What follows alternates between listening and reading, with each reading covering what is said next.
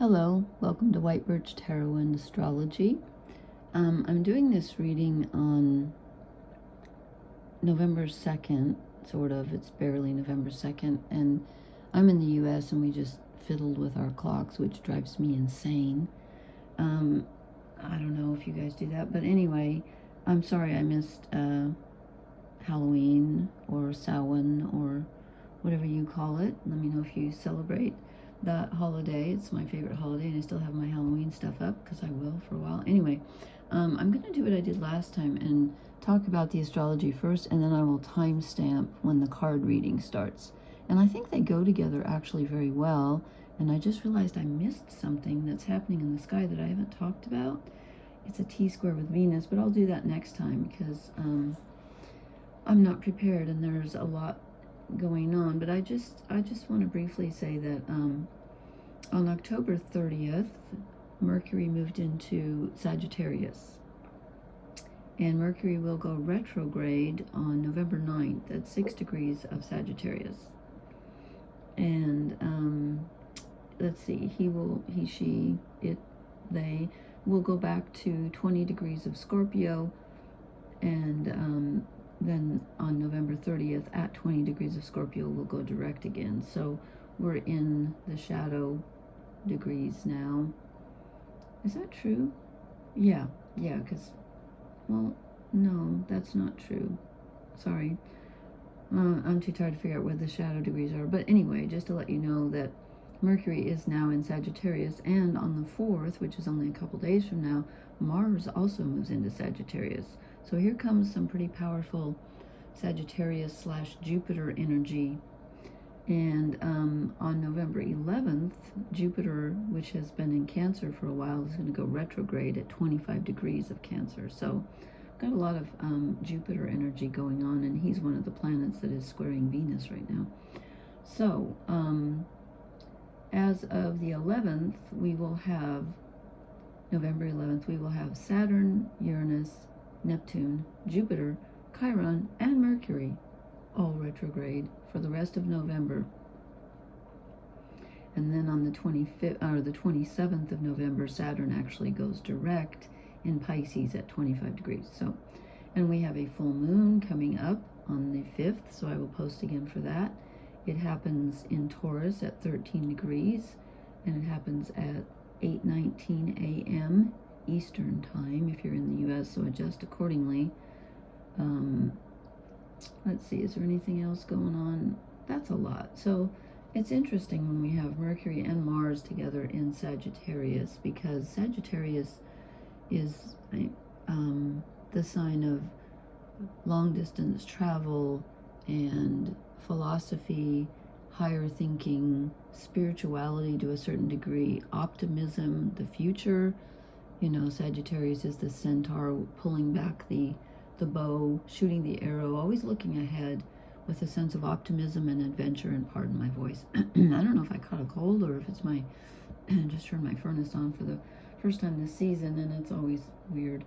So we're going to have some prospecting about what's ahead and hopefully some optimism. But with all these planets retrograde, that kind of throws a spanner in the works. And with that, you know, I keep harping on the Saturn-Neptune conjunction at the tail end of Pisces, but since those are the last degrees of the zodiac, that is just extremely important, and I feel like it overlays everything. It's almost like a smell in the air, or like, you know, if you've ever seen, well, you probably don't have tornadoes where you are, but like, have you ever seen the air change color? Like when we're going to have a tornado here, when it's imminent, or a really bad thunderstorm, the air actually gets filled, I think it's with sulfur, and it turns like this weird greenish gray. Yeah, it's weird. It's kind of frightening, actually. So I feel like that's really influencing us, and I think this reading is really weird. So please help me figure this out because it's a very strange reading.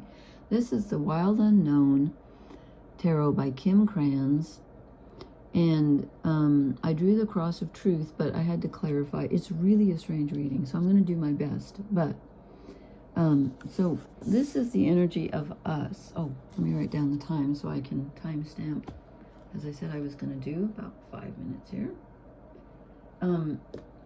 This is the energy, the overall energy of us, and it's the Two of Wands. And in this deck, it's less about deciding and more about focusing, because you can see how the 2 points come together. And wands are fire, which is our willpower, to a certain extent our spirituality, and to a certain extent our physical energy. It's the physical and the spiritual. Not physical in the sense of earth, where it's what we've created, but it's our will, our gut intuition. And it's in reverse.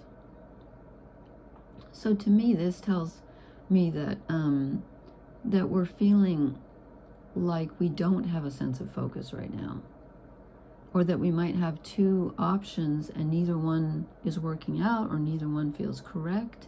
But there's just that sense of, what's going on? I take a step in this direction and it doesn't work, so then I turn around and I go in this other direction and that doesn't work either. You know what I mean? There's that. Okay, then I said, what do we need to leave behind? And I get the Chariot. Now, in most decks, like the Rider-Waite and most of them, it's a chariot being drawn by a black horse and a white horse, which implies some kind of division where you have to control the conscious and the subconscious. And here we have the moon, which rules Cancer, which is what this card represents, is the Cancer card. And I think that's supposed to be the sun. So I don't know if this is an eclipse or what, but this, and then there's a pentacle for earth. So in this deck, it's about moving toward what you want and having some focus, which it just told us we don't have. And now this is in the position of what we need to let go of, which is weird. So it's saying, let go of whatever it is you've been moving toward or what you think you want to move toward, which is confusing, right? Especially when then I drew, okay, what should we step toward? And I get the Strength card, which is the sun. So we have the sun and the moon. And here we're going to have a full moon in a few days in Taurus. But it's in reverse. So this is generally a card of Leo energy because it's the lion. And it's the sun, which is purpose and clarity and, you know, knowing what you want to do and doing it sometimes. It's more about the knowledge. It's about our true self. It's in reverse. So it's like, I said, okay, what do we need to move toward? And I get, well, we need to move toward relaxing our control over things. And this card isn't so much about control. It's kind of about control, because in the original deck, it's about that woman prying open the jaws of the lion. So it's like overcoming our base instincts, overcoming the ego, and having the strength of our true will. But this is telling us to move toward not trying to do that. Okay, yeah, that's weird, I know. So it's like allowing, like dropping the sense of needing to move forward. You know how you've heard people say when you let go of what you want, when you stop trying to get it, then it falls in your lap sometimes? I'm getting that feeling. It's like, don't feel that you need to be so strong. You don't need to carry everything. It will take care of itself in a strange way, even though we have to be there for it and be accepting of it. It's not something we can force right now. We just kind of have to be. And not try to control anything or anyone, especially someone outside yourself. And not even move towards your goal right now. Just let the feeling of, you know, because the Saturn-Neptune conjunction, Saturn is all about manifesting reality, structure, taking action in a way, not hasty action, but having a plan and a goal. And then Neptune's the opposite. It's about dreaming and feeling, and, you know, it's water, it's the ocean, and that sense of romance and imagination, and saying, you know, I'm not going to deal with reality right now. I'm just going to imagine. It's like 1 foot in each of those camps is what we have, whether we like it or not. Okay, then I get the Ace of Wands. This is the position of, what is the foundation? What is this all based on? The Ace of Wands is our true will. getting in touch with what we truly desire, not on an ego level, not on a mental level, not even on an emotional level, which could be Cancer, the Chariot, but on a very instinctual level, not an egoic level, but like our true nature, the sun, our true nature, which it just told us, is in reverse right now. But it's like a gut instinct. You will know because it will just resonate with your gut instinct.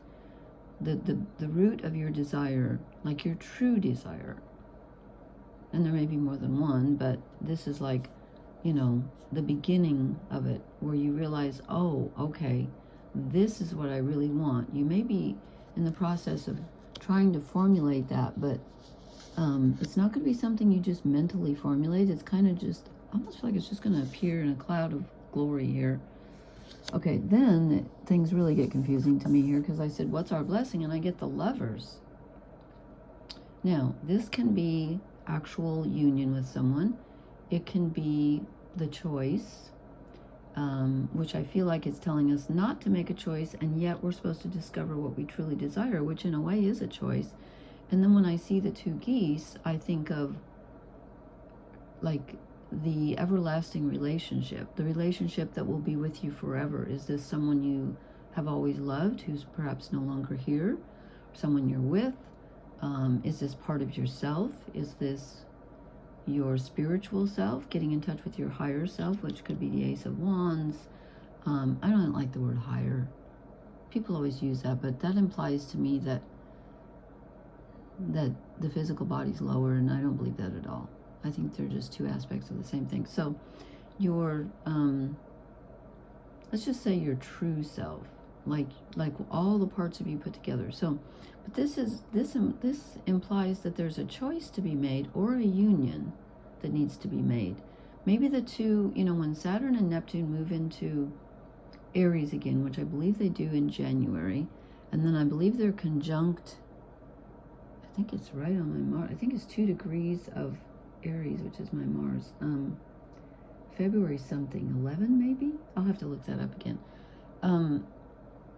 I think that's going to give us some insight that we've been waiting for, but there's a union that will occur, and that's going to help us with this, because we don't have it right now. We do, but we don't know it.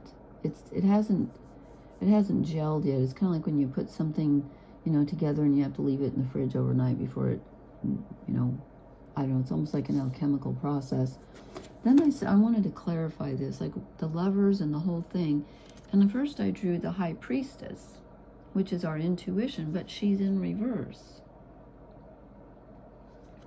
So here's our intuition, which right now you may have trouble accessing, or like one day your intuition is telling you, oh, I want to do this. And then the next day it's saying, no, I want to do that. And the two are diametrically opposed. So you're like, what? And then it came out with the 7 of Pentacles, which normally shows a man leaning on his hoe, looking at what he's built up, and he's assessing.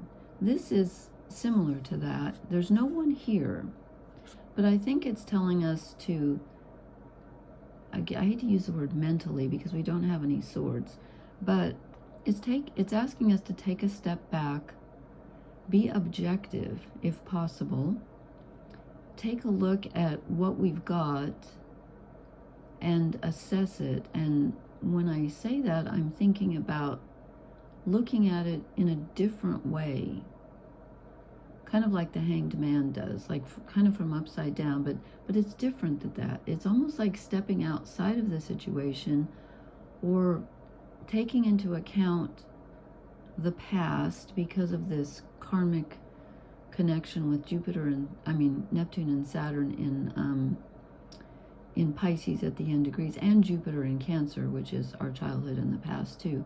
It's like taking all of that into account and just looking at our lives right where we're at now and saying, what do I really have?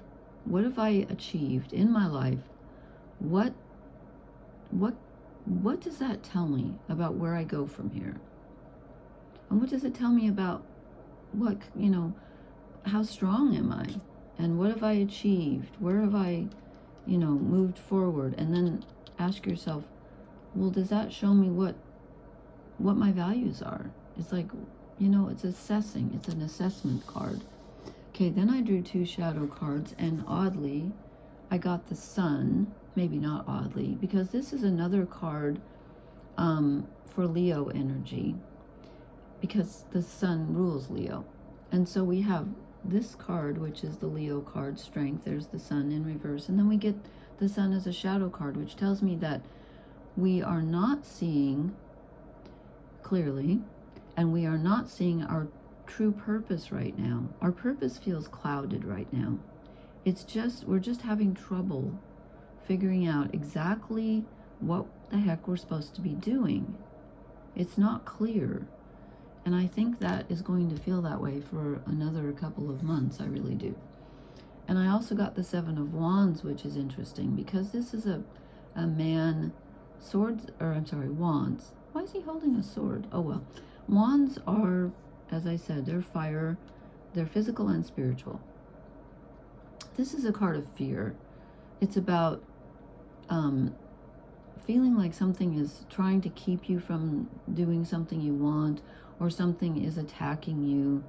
But the essence of this card is that all we have to fear is fear itself, because this is actually, I believe, the man's shadow in the cave attacking him. So he's maybe not letting, that's too strong a word, but he's fighting with himself. He doesn't realize that, because when you get this card, it's about the inner fears manifesting on a very physical level. So whatever comes into your life is a projection. And again, I don't believe that's true of everything, because it bugs me when people say everything you meet is just a reflection of yourself. Well, it can't be, or nobody else would be real. I do believe, however, that what we focus on will manifest, not always, but it does a lot of times. And a lot of times we will see things in other people that we dislike, especially if you notice something and you say, oh gosh, I hate it when people do this, or that person is so, opinionated or whatever. Then you kind of need to sit down and ask yourself, why do I notice that? Is it because I need to always be right? Anyway, he's kind of struggling with an aspect of himself, his fear. And that's just, that could be one of the reasons why we're not clearly seeing what we're supposed to be doing. Let me pull an oracle card here. Let's go with a clear one. This was on the bottom, just saying, between worlds. Let's see who wants to come out. This is a really strange time. Oh, I didn't read my quote. It's very short. From the Greek, was he a philosopher? I forget, Plotinus? I think so. He said, the soul moves in circles. Yeah, especially right now, I feel like my life is moving in circles, that's for sure. Oh, one just fell out of my lap. I don't feel like that's it. I'm just showing it because it's here. Okay, be happy. I kind of thought it was this one. Oh, I can't believe it. I told you, look, it was on the bottom. I shuffled and I said to myself, if you want to come out, you can come out. Yeah, it wants to come out. This is exactly what I was talking about. We are, I was going to say literally between worlds, but you know what? In a way, we literally are. With Saturn and Neptune together at the tail end of the zodiac, we literally are between worlds. And there are so many other things going on. And again, it somewhat depends on your chart, but for everyone, that is true when those two outer planets are together in those degrees. We are moving. We have one foot in each world, and I think this is telling us that we need to be okay with that. It doesn't mean you have to be miserable just because you have no idea what's going on or what you're supposed to be doing or why things are being so weird right now. They just are. But there's a method to the madness. There are people watching out for you. There are people on your side. There's union possible. Could even be romance. I need to do a romance reading, but the things have been so wonky that I just felt like, Anyway, we got this full moon in Taurus coming up. Hopefully that will help us, at least ground us somewhat in this strange energy. And this is not going to last forever, but if you have any comments on this, I would appreciate hearing them.